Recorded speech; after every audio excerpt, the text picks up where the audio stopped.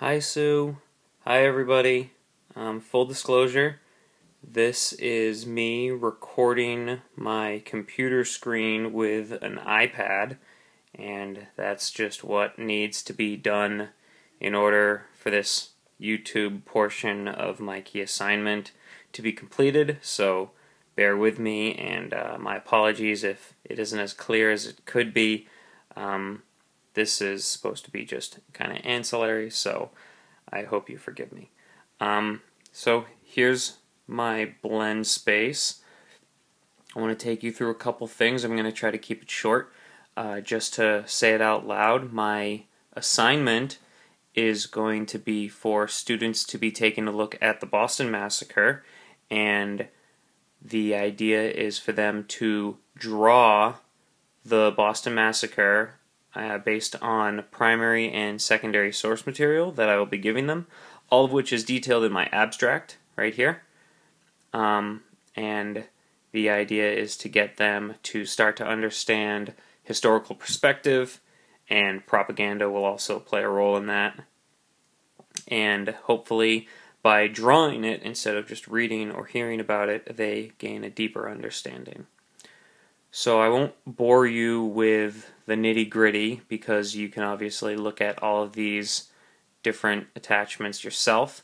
Some things that I want to bring to your attention, though, starting with my accommodations when you open it, because maybe this is my computer, maybe this is blend space, but they don't seem to like imagination. So when you click on it, it will ask you to either open it with something or save it, and then it should work out fine, but for these purposes I'll just close that, and I have it opened up over here. So here is a graphic organizer of Thomas and Stephen, my student profile, and what I did was I wrote down the areas of their academic concern, and then I linked them to Hardiman's brain targets and then the 3 UDL approaches, and I just showed how I plan to tackle each learning or academic concern with each either brain target or part of UDL. So that's just that. Sue, let me know if you have any trouble opening this up and I can email you a copy. But getting back to my blend space, again, abstract right here. My instructional and assessment strategies right here. We'll open up this real quick. As you can see, I go through Hardiman's brain targets and kind of tackle each brain target one by one. Same goes for universal design. And then another note on my online resources, I used Diigo to help you easily navigate my online resources. Some of the better ones that I like, I was able to find this one. This top one right here is Professor Word, which once you open it, you can go to any website and any web page and click on any word that you may have difficulty with, and it will bring up a definition. This is going to come in handy, particularly in Captain Preston's account of what happened in the Boston Massacre, because there are some words that students will definitely have difficulty with. This is just an abstract, so I didn't include this, but I would have a vocabulary list, and vocab would play an important role in understanding exactly what it is Captain Preston was saying. I also have, for students who are just so crippled by the idea of having to draw something themselves, even stick figures, I did include a couple different online resources that can help you draw.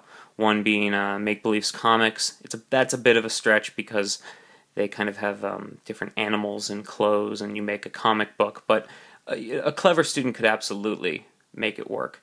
There's also this down here. This is a drawing tool. This is a bit like, Paint or Draw, depending on what kind of computer you have. Pretty basic. Again, it could make stick figures, and it would be no problem.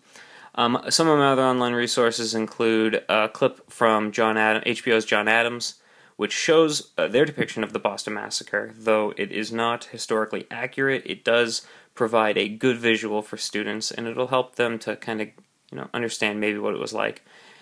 These pictures right here, this is Paul Revere's engraving of the Boston Massacre, and then Alonzo Chappell's more realistic depiction of what happened. I would use these to help students to understand historical perspective and propaganda. And then down here I do have Captain Preston's account in its full length. It's rather long, and so I have another copy that I don't include because, again, this is just an abstract and I didn't want to bog you down with all sorts of papers and whatnot, but I have a truncated version, an abridged version, if you will, that students would have an easier time getting through. And then one of my only professional resources is Safe YouTube.